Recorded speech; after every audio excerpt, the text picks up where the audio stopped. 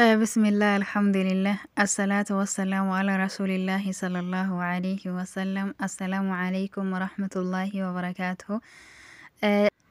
kabajamtoota jaalatamtoota hordoftoota kiyyaa bakka isin jirtanitti nageenyi rabbii isinii haa ta'u warroonni amantii birallee ashamaa harka fuuniin isiniin jedha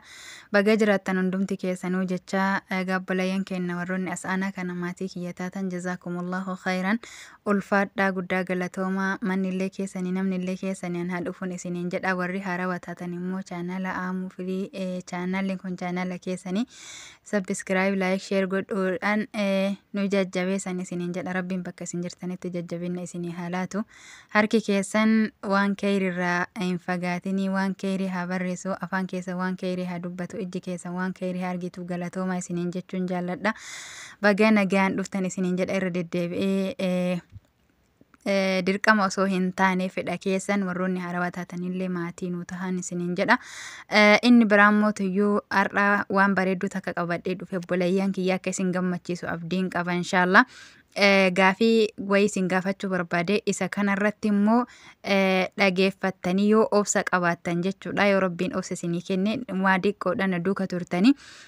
namni immoo tuyyuu jechuu gaafeen isin gaafadhe kana naa deebistan badhaasa qabdan rabbiin addunyaa akirattis waan ofii jaallatu isin haa badhaasu inshallah fuula keessan ibidda jahannamirraa isin haa offalchuu addunyaatti illee jireenya bareedduu jireenya jaannataa jireenya ikilaasaa isin haa jiraachisu akiratti illee firdoosil a'laa olla nabiyyicha kenna isin haa qobsiisu asmaan nabii kenna irratti salawaata buusa sallallahu alaihi wasallam gara gaafii kiyyaatitti achiin darban isiniin jedha obsanaa gadhumaatitti na hordofaa. أعوذ بالله من الشيطان الرجيم محمد رسول الله والذين معه عشداء على الكفار رحماء بينهم تراهم ركعا سجدا يبتغون فضلا من الله ورضوانا سيماهم في وجوههم من أثر السجود ذلك مثلهم في التوراة ومثلهم في الإنجيل كزرع أخرج شطأه فآذره فاستغلظ فاستوى على سوقه يعجب الزراع ليغيظ بهم الكفار وعد الله الذين آمنوا وعملوا الصالحات منهم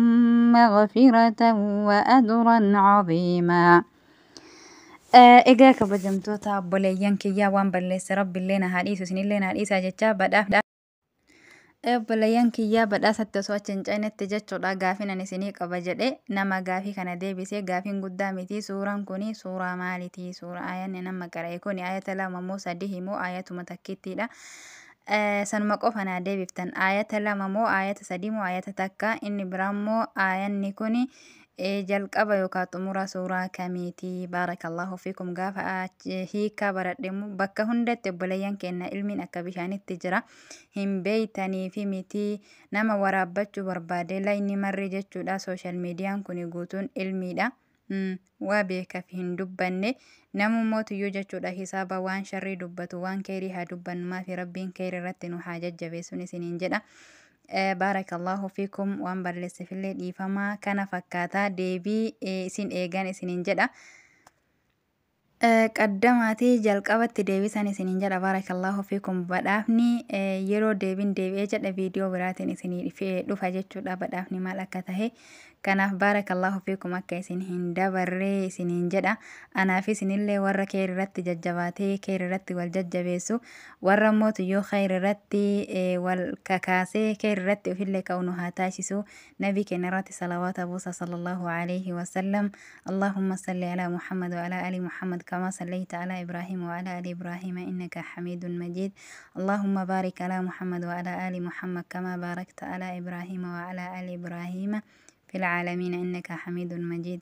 بارك الله فيكم أبليانك يا ربي النجا ولدتن وهذا جاسوس نتهن إيرسو deebii kana akka isinin dabarren isinin jedha banaafni tarii waan addaa ta'uu mala. turtii gaarii. Assalamu alaikum jannee salamta warra jannata. Assalamu alaikum jannee salamta.